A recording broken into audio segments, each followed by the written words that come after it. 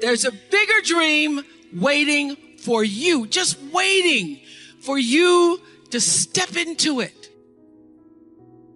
Everything you try to do is already done. So when I figured that out, oh, what I'm putting out is what's coming back.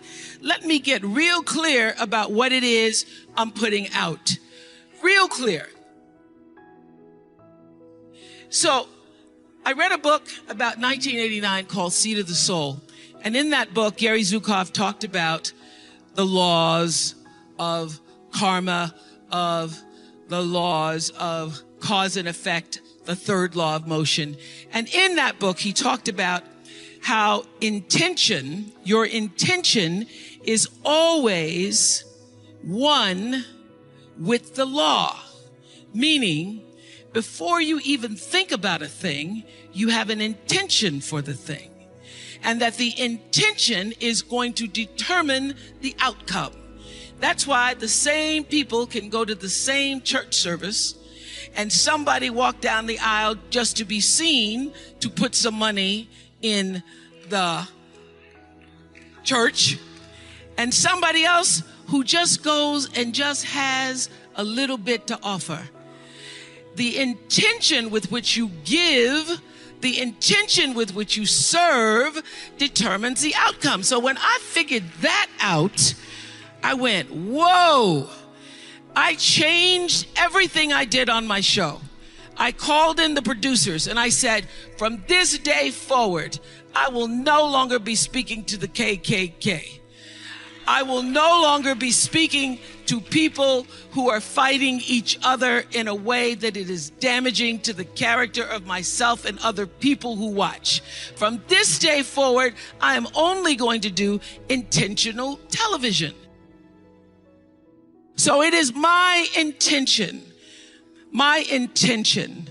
to fulfill the dream of the Creator. It is my intention to live to the highest calling and be pressed to the mark of the highest calling that I have come to do. And when you can ask the Creator, ask that which made you you, what is your dream for me?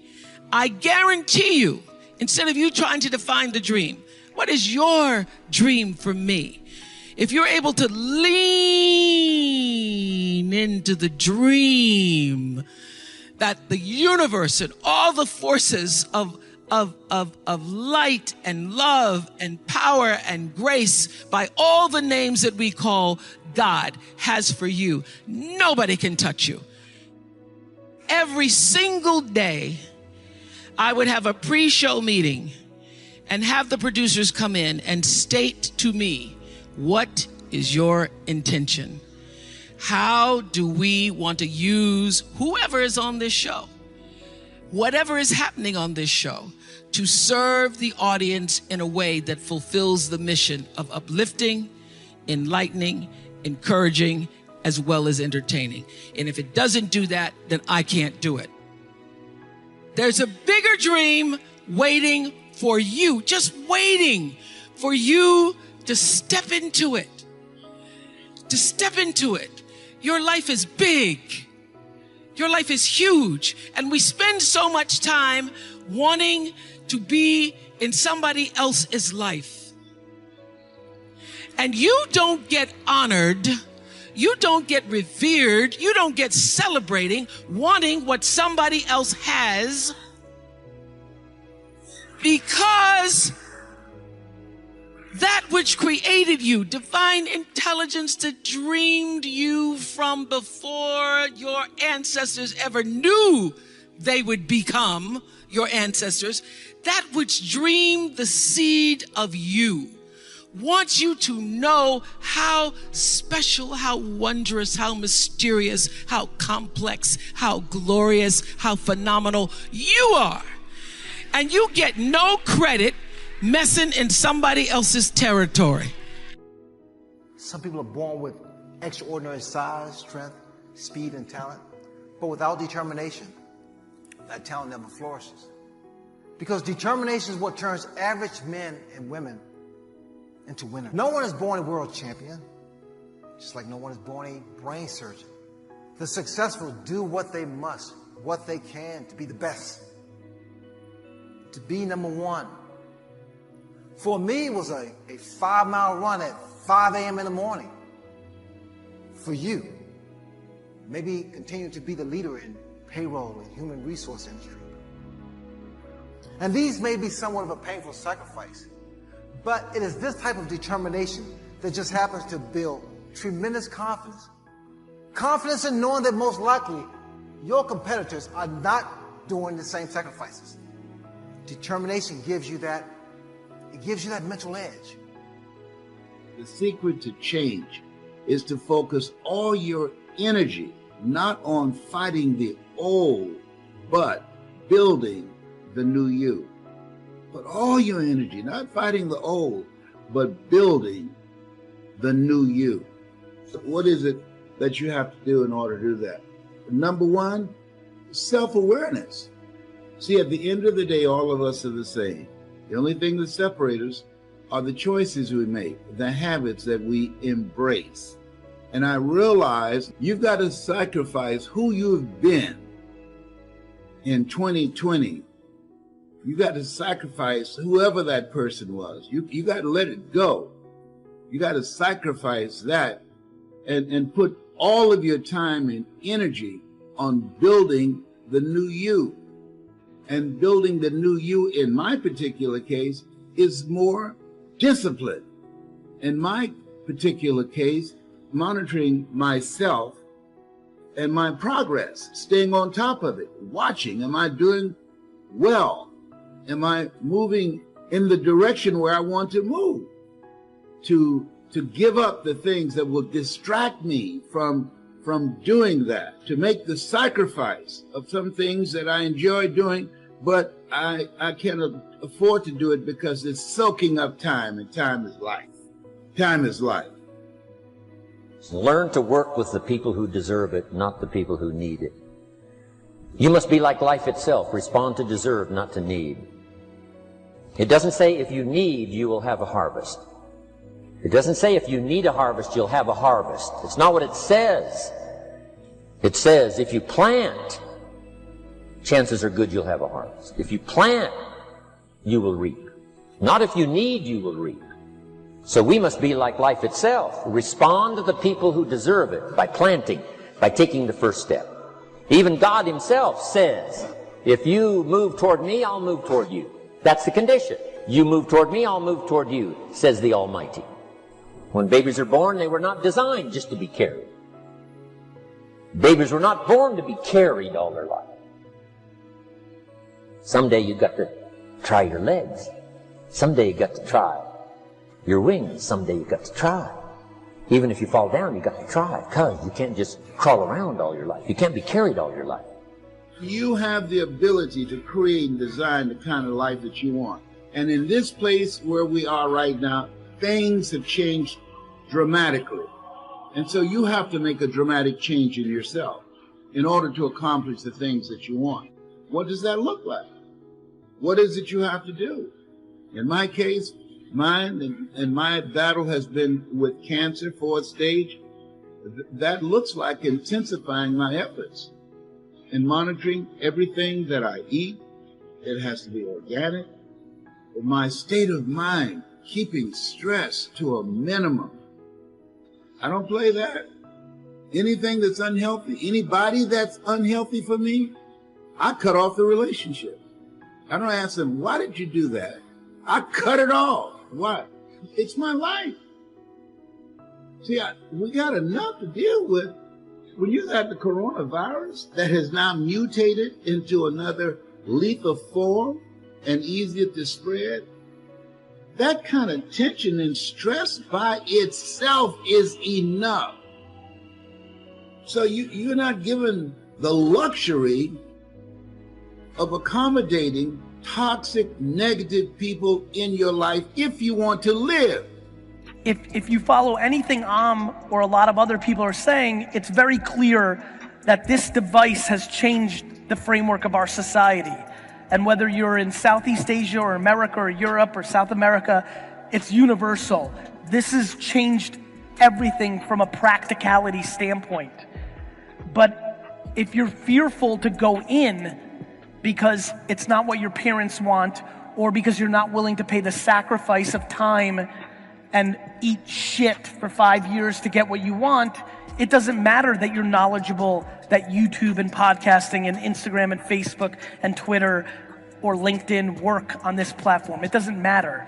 It doesn't matter if I sit here for the next 45 minutes and tell you that in Malaysia, in Indonesia, in Singapore, in the collective Southeast Asia, besides mainland China, that Instagram story ads are so underpriced that if you spend $1,000 on them and actually put good content in there, whatever you're trying to accomplish will happen. It doesn't matter if I tell you that. How many people here consume my content? Raise your hands. Thank you. The reality is, and you probably know this, there's not many things that I believe in. There's only 7 to 10 things I believe in. I say them over and over every day in different ways. But if you consume my content, it's very unlikely I'm going to say something in this 30 minutes that's so different than what you've heard from me. It's kind of the way I think about getting into shape. You've heard for 20 years that it's exercise and eating right. You just wish it was a pill. To me, the concern I have and why I've started this talk the way I have is because I'm concerned about what you're going to say. A lot of people don't know what to say. They're insecure. Why would somebody listen to me? And so what they start to do is fake it. They start to pretend they're an expert. They start to wear clothes that makes it look like they're successful. They fake it. It will never work. It will never work. What you're much better off doing is documenting your journey. You don't need to be an expert. You need to be honest. If you notice, sometimes I said it earlier, if I talk about the same stuff, and once in a while somebody will leave a comment, or even here will be like, Gary, you talk about the same shit. And I look at them like, do you want me to lie and make up shit? Of course I talk about the same shit because I've been running businesses for 20 plus years and it works. And when I look at other businesses that work, they're doing the same thing I'm doing. And then when I look at other things, I see businesses sometimes that work for a year and then collapse because it's what I've been talking to you about for the first 15 minutes, which is if you're going to be built on shit, you're going to sink. You like that one? That was a good one. I like it too. Like a shit, it's soft. I get it. Judgment is very interesting to me. I've come to realize in the last 3 years that it is judgment that is stopping 90% of this audience. Especially when you go into different subcultures, it is scary to me how many of you are not doing things because you're worried about what your parents would think. You're worried about disappointing your parents. You're worried about the leverage your parents have. And that is unbelievably true in every culture, but obviously quite true in this culture. Judgment is the number one thing that I need to break you out of for you to even begin to make content on social networks. You don't need to be perfect. You don't need to be right. You need to stay in your lane. You need to talk about what you know. You need to talk about what you're passionate about. You got to talk about either what you like or what you know. But you can't worry about the comments. Are you really going to live your life based on somebody anonymous saying that you're ugly or not smart? Yet almost everybody does. The amount of people that refuse to post or stopped posting because of a negative comment is remarkable, or because of a snarky comment by their brother or best friend or girlfriend. It's remarkable to me how grateful I am, how thankful I am that I was parented in a way that built self-esteem, confidence.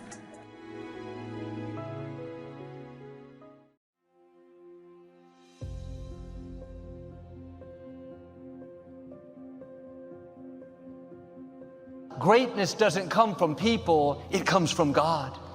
And yes, our fathers, our natural fathers, our family, they influence us. They teach us what they know. But your gifts, talents, courage, favor, it comes from your Heavenly Father. You are not limited by what people didn't give you. My father had to hitchhike, but he left home and started ministering in the prisons, in the senior citizens' homes. doors started opening. He was able to go back and finish high school, went to seminary, pastored great churches, started Lakewood, pastored here for almost 40 years. Along the way, I can hear someone asking, whose son is that? He sure is talented. He's such a great speaker, such a gifted leader, impacted so many people. When they found out who his parents were, they thought, how could that be? That doesn't make sense. It's because they were only looking at it in the natural. Every good gift comes from your Heavenly Father. What He's destined for your life is not limited by what kind of natural father you had. Jesse couldn't see the greatness in David. My grandfather couldn't see the greatness in my father. But just because they didn't see it, that didn't stop it from coming to pass. I hope you had a great father like I did, loving, kind, empowering, a father that pushed you further, helped you to be confident and secure. But even if you didn't, you're still going to do great things. You're still going to leave your mark. Maybe your father was like Jesse.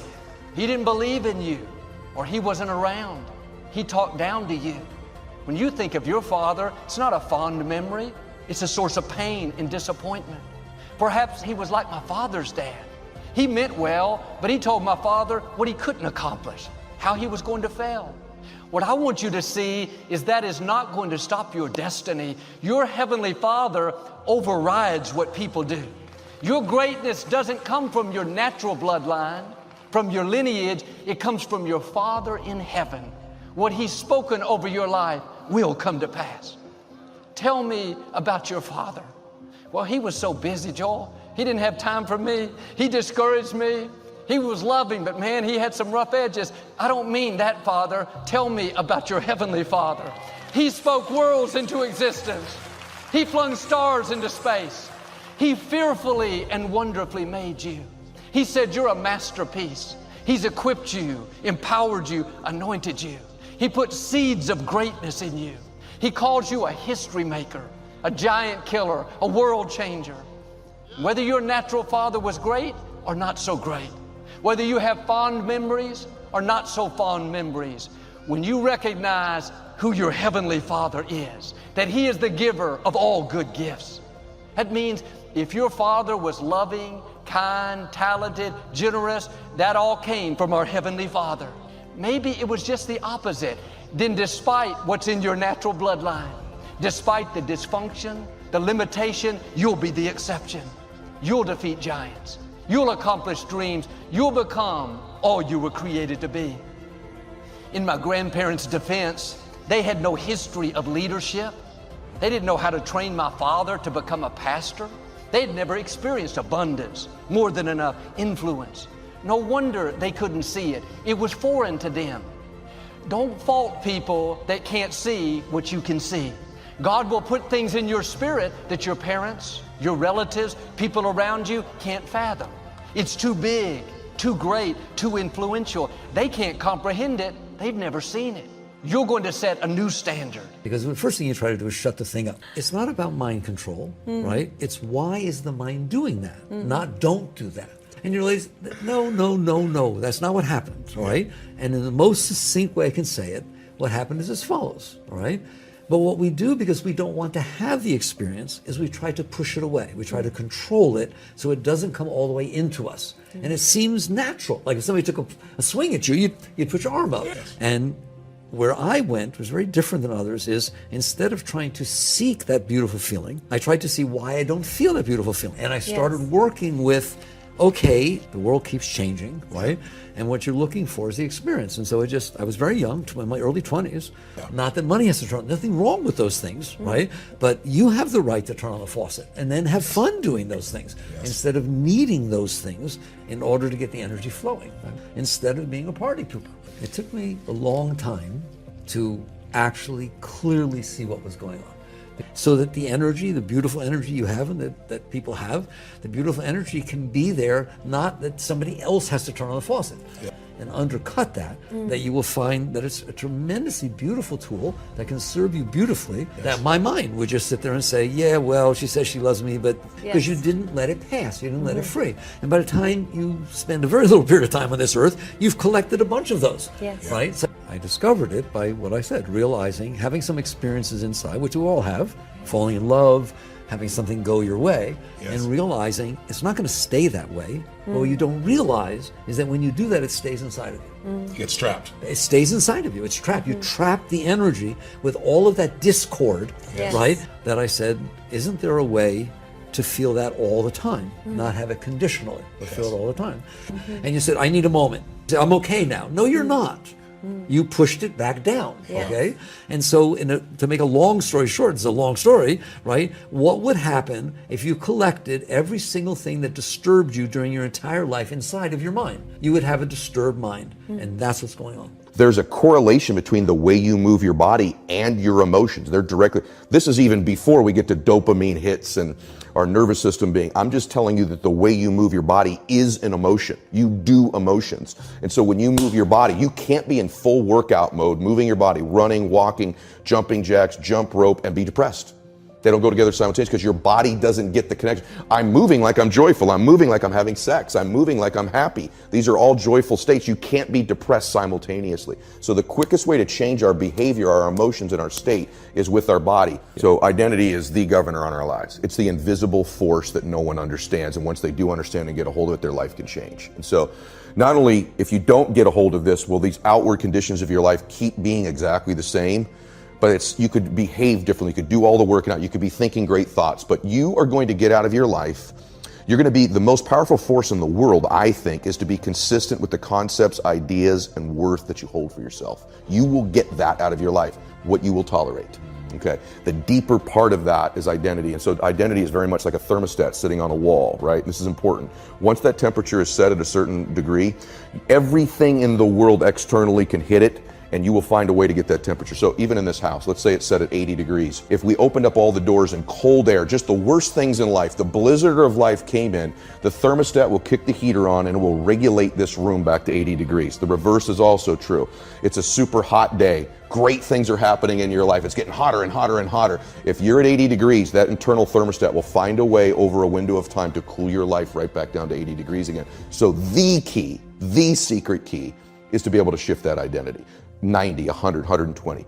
So some of the ways, strategies to do that are very simple. One is let's just say financially, you're a 200 degreer and I'm an 80 degreer. If I'm in your proximity over and over and over and over again, you will heat my identity up somewhere in between mine and yours to 150 degrees. Same in fitness, same in everything. So the more you can layer in multiple people, the stronger and stronger that force is. So that changes our thermostat through association. It's a huge, huge, huge, huge thing. People say you are who the 5 people you hang around. This is why. They adjust your thermostat. That's number one. Second way you can change your identity is through doing short bursts of something in a window of time you've not done them before, and they change the thermostat temperature permanently, almost like a water line in the pool. So if it's a certain amount in the gym, or a certain amount of phone calls in your business, or a certain amount of appointments, you make a certain amount of money, oftentimes you're never the same again. You've seen this in your own net worth. I've seen it in mine. There became a point where I made a leap in a short window. I was never really the same again. I could go back a little bit, but not back where I was before. So it's activity or successes, achievements in short bursts of time. And then obviously our self-confidence impacts identity too, and we've kind of covered that. Those are 3 quick ways.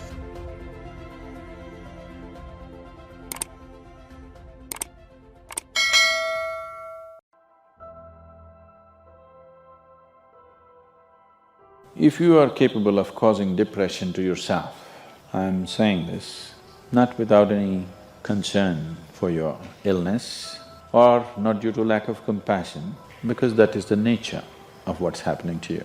If you're causing depression to yourself, you are able to generate substantial amount of intense emotions and thoughts, but in the wrong direction. If you don't have very strong emotions, very intense thoughts about something, you cannot get depressed. It is just that you are generating thoughts and emotion which work against you, not for you. So you are strong enough to cause depression to yourself, because for you to cause a mental illness for yourself, unless you're pathologically ill, which is just a small number of people, rest are all self-created. Most of them are self-created. A few are pathologically ill, they cannot help it. It just comes from within because of genetic and other factors. almost everybody here, if we train them towards a certain kind of thought process and emotion and push them a little bit with the outside situations, almost everybody will go lose their mental balance. They will become clinically ill. They can be driven to madness, I'm saying, because the line between sanity and insanity is very thin. People keep pushing it. You get angry, you're pushing the line. It's a thin line. In fact, when you get angry, you know you're pushing the line. That's why the expression, I was mad at somebody. You're not mad at somebody, you're just going mad. You cannot be mad at somebody. You're just pushing your sanity, the boundaries of sanity, and moving into insanity for a certain period of time and coming back. You do one thing every day, you try this. 10 minutes a day, try intense anger on somebody. You will see in 3 months' time, you will be clinically there. Yes, just try it if you want, because if you keep pushing the line, you go mad and you come back, you go mad and you come back, one day you're not able to come back, that's all. One day you're not able to turn back, then you're clinically ill. You must understand, even if you got angry for a moment, you're already ill. Maybe you don't get the certificate of diagnosis. They don't slap a certificate on you that you're gone, but you are going, isn't it? You think it's your right to throw tantrums? You think it's your right to get angry with people? You think it's your privilege to be depressed so that you'll get attention from somebody? You keep playing this, one day you will not be able to turn back. From occasionally you may experience low levels of physical energy, and this can affect the mind too. The important thing is, first of all, when you talk about being depressed and so on, to see whether there is… what kind of thoughts are being created in your mind during that time. Ask yourself whether, or examine whether the certain types of thinking create that feeling of depression. Thoughts like, oh, it's all pointless anyway, or what's the point of it all, I hate this world, there's no point in even struggling anymore, I'm fed up, completely fed up with life, I can't take anymore. That type of thinking. Are you aware what is the relationship between the emotion that you feel and your thought processes? Are perhaps your thoughts creating that emotion? Or could it be that the emotion is creating the thoughts? So when you are depressed, there will be certain thoughts going through your mind, and probably there will not be pleasant thoughts. So be aware of the relationship between what you're feeling, this depressed feeling of sadness, depression, you feel dejected, and your thought processes. And if in the moment of thinking, those types of thought that accompany the feeling of depression or pointlessness, if you can be there and observe those thoughts, then again, as in the first question, answer to the first question, when you recognize those thoughts, you no longer completely believe in them. You recognize them as a conditioned movement in your mind, and then you may be able to come to an acceptance of whatever it is you're feeling at this moment, without adding the baggage of thought to it. So what remains then is this feeling of perhaps low energy, or it could be an activation of your pain body to some extent. You feel emotion in you that doesn't feel good. but you're then no longer fueling it with your thinking. So if there's enough awareness in you while you're going through a period of depression, allow yourself to feel what it is you're feeling, but be careful that you don't fuel it with your thinking. And if you feel what you feel, that's all you have to do is surrender to your experience of this moment. You accept your experience of this moment, which at this moment may be not pleasant, but that's what is inside you. Practice bravery training. You know, you want to be a great footballer. We understand you've got to put in the time to practice. You want to be a great chef. We understand you've got to do the practice. You want to be a great entrepreneur. You've got to put in the hours of rigor and discipline building your business.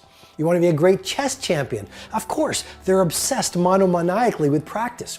And yet when it comes to fear, we don't live in a society that values bravery training. You don't really hear people saying, go out and use this day to practice becoming fearless.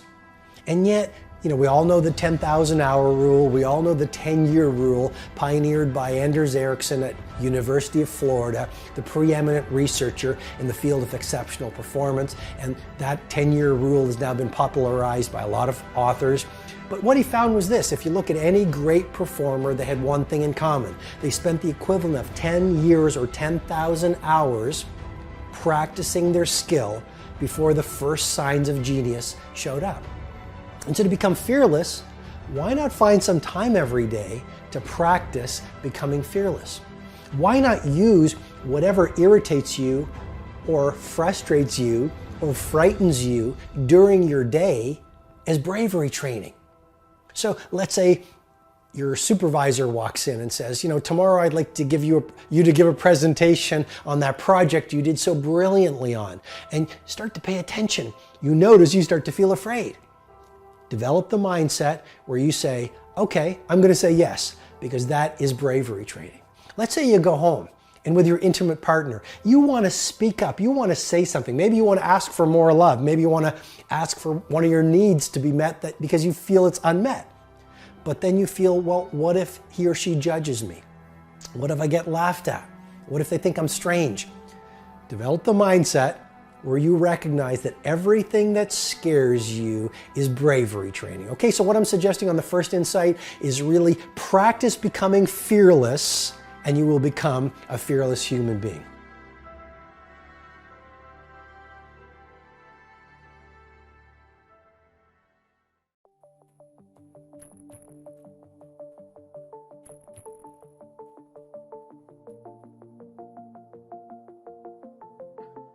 So I had the chance to meet with some of the kids in the program today. Where are you? Scream out.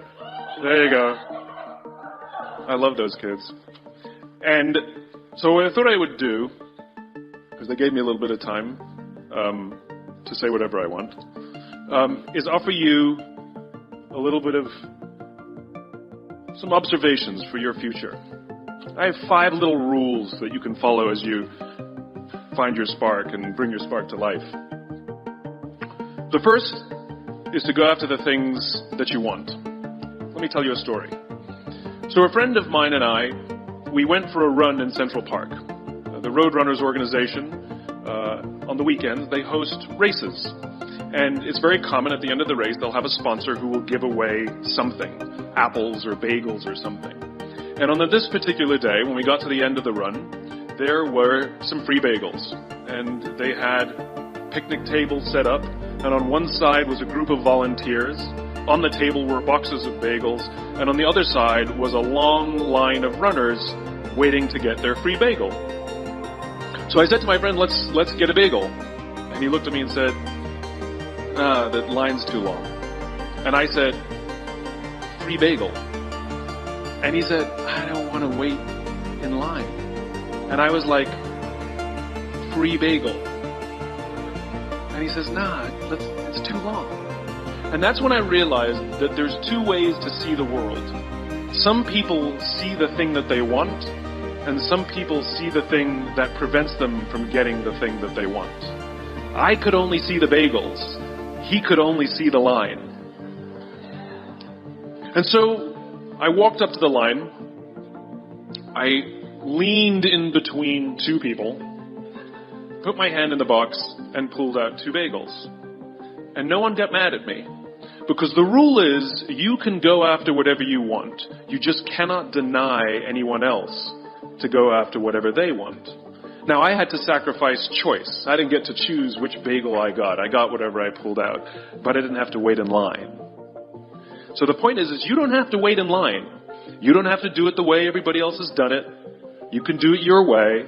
You can break the rules. You just can't get in the way of somebody else getting what they want. That's rule number 1. Rule number 2. I like this one. In the 18th century, there was something that spread across Europe and eventually made its way to America called puerperal fever, also known as the Black Death of childbed. Basically what was happening is women were giving birth and they would die within 48 hours after giving birth. This Black Death of childbirth was the ravage of Europe, and it got worse and worse and worse over the course of over a century. In some hospitals, it was as high as 70% of women who gave birth who would die as a result of giving birth. But this was the Renaissance. This was the time of empirical data and science, and we had thrown away things like tradition and mysticism. These were men of science. These were doctors. And these doctors and men of science wanted to study and try and find the reason for this Black Death of childbed, and so they got to work studying, and they would study the corpses of the women who had died. And in the morning they would conduct autopsies, and then in the afternoon they would go and deliver babies and finish their rounds. And it wasn't until somewhere in the mid-1800s that Dr. Oliver Wendell Holmes, father of Supreme Court Justice Oliver Wendell Holmes, realized that all of these doctors who were conducting autopsies in the morning weren't washing their hands before they delivered babies in the afternoon. And he pointed it out and said, "Guys, you're the problem." And they ignored him and called him crazy for 30 years. Until finally somebody realized that if they simply washed their hands, it would go away. And that's exactly what happened. When they started sterilizing their instruments and washing their hands, the Black Death of childbed disappeared. My point is, the lesson here is, sometimes you're the problem. We've seen this happen all too recently with our new men of science and empirical studiers and these men of finance who are smarter than the rest of us until the thing collapsed. And they blamed everything else except themselves. And my point is take accountability for your actions. You can take all the credit in the world for the things that you do right, as long as you also take responsibility for the things you do wrong. It must be a balanced equation. You don't get it one way and not the other. You get to take credit when you also take accountability. That's lesson 2. Lesson 3. Take care of each other. The United States Navy SEALs are perhaps the most elite warriors in the world. And one of the SEALs was asked, who makes it through the selection process? Who is able to become a SEAL? And his answer was, I can't tell you the kind of person that becomes a SEAL. I can't tell you the kind of person that makes it through BUDS. But I can tell you the kind of people who don't become SEALs. He says the guys that show up with huge, bulging muscles covered in tattoos who want to prove to the world how tough they are, none of them make it through. He said the preening leaders who like to delegate all their responsibility and never do anything themselves, none of them make it through.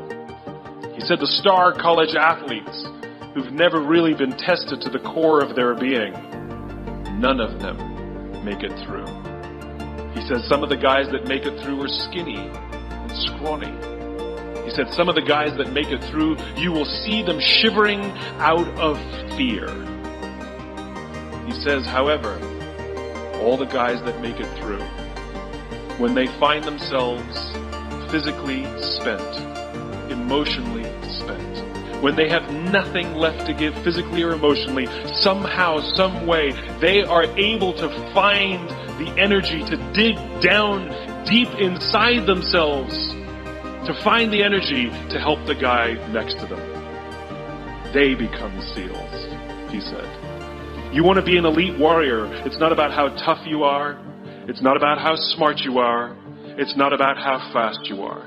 If you want to be an elite warrior, you better get really, really good at helping the person to the left of you and helping the person to the right of you. Because that's how people advance in the world. The world is too dangerous and the world is too difficult for you to think that you can do these things alone. If you find your spark, I commend you. Now, who are you going to ask for help, and when are you going to accept help when it's offered? Learn that skill. Learn by practicing helping each other. It'll be the single most valuable thing you ever learn in your entire life.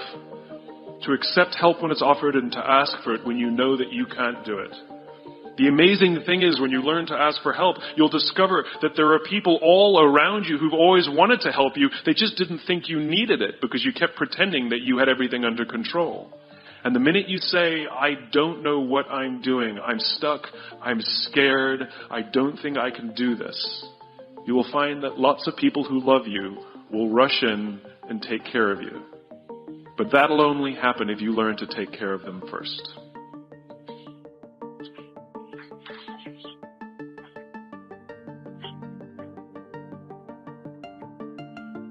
Lesson 4. Nelson Mandela is a particularly special case study in the leadership world because he is universally regarded as a great leader. You can take other personalities, and depending on the nation you go to, we have different opinions about other personalities. But Nelson Mandela, across the world, is universally regarded as a great leader. He was actually the son of a tribal chief. And he was asked one day, how did you learn to be a great leader? And he responded that he would go with his father to tribal meetings. And he remembers two things when his father would meet with other elders. One, they would always sit in a circle. And two, his father was always the last to speak. You will be told your whole life that you need to learn to listen. I would say that you need to learn to be the last to speak. I see it in boardrooms every day of the week. Even people who consider themselves good leaders, who may actually be decent leaders, will walk into a room and say, here's the problem, here's what I think, but I'm interested in your opinion, let's go around the room. It's too late. The skill to hold your opinions to yourself until everyone has spoken does two things. One, it gives everybody else the feeling that they have been heard. It gives everyone else the ability to feel that they have contributed. And two, you get the benefit of hearing what everybody else has to think before you render your opinion. The skill is really to keep your opinions to yourself. If you agree with somebody, don't nod yes. If you disagree with somebody, don't nod no. Simply sit there, take it all in, and the only thing you're allowed to do is ask questions so that you can understand what they mean and why they have the opinion that they have. You must understand from where they are speaking, why they have the opinion they have, not just what they are saying. And at the end, you will get your turn. It sounds easy, it's not. Practice being the last to speak. That's what Nelson Mandela did. Number 5. Monty Python. 1, 2, 5, 3. For all the other nerds in the audience. There's one. Number 5. My favorite one of all. True story. There was a former Undersecretary of Defense who was invited to give a speech at a large conference, about 1,000 people. And he was standing on the stage with his cup of coffee in a styrofoam cup, giving his prepared remarks with his PowerPoint behind him. And he took a sip of his coffee and he smiled and he looked down at the coffee. And then he went off script. And he said, you know, last year I spoke at this exact same conference. Last year I was still the undersecretary. And when I spoke here last year, they flew me here business class. And when I arrived at the airport, there was somebody waiting for me to take me to my hotel. And they took me to my hotel and they had already checked me in and they just took me up to my room. And the next morning I came downstairs and there was someone waiting in the lobby to greet me and they drove me to this here same venue. They took me through the back entrance and took me into the green room and handed me a cup of coffee in a beautiful ceramic cup. He says, I'm no longer the undersecretary. I flew here coach. I took a taxi to my hotel and I checked myself in. When I came down the lobby this morning, I took another taxi to this venue. I came in the front door and found my way backstage, and when I asked someone, do you have any coffee? He pointed to the coffee machine in the corner, and I poured myself a cup of coffee into this here styrofoam cup. He says the lesson is, the ceramic cup was never meant for me. It was meant for the position I held. I deserved a styrofoam cup. Remember this. As you gain fame, as you gain fortune, as you gain position and seniority, people will treat you better. They will hold doors open for you. They will get you a cup of tea and coffee without you even asking. They will call you sir and ma'am, and they will give you stuff. None of that stuff is meant for you. That stuff is meant for the position you hold.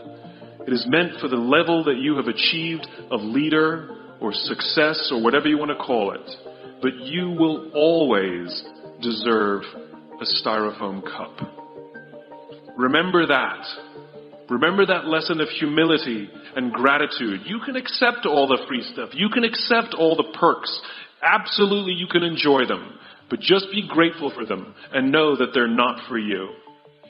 I remember getting off the Acela. I took the Acela from New York to Washington, D.C.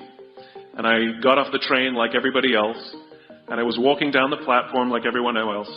And I walked past General Norty Schwartz, who used to be the Chief of Staff of the United States Air Force, the head of the Air Force.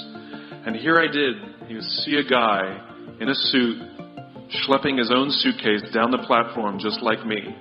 And just a couple months ago, he was flying on private jets and he had an entourage and other people carried his luggage. But he no longer held the position. And so now he got to drag his own suitcase. And never did it sort of remind me more that none of us deserve the perks that we get. We all deserve a styrofoam cup. It was a pleasure meeting you guys this afternoon. I was blown away by your honesty and your curiosity and your poise.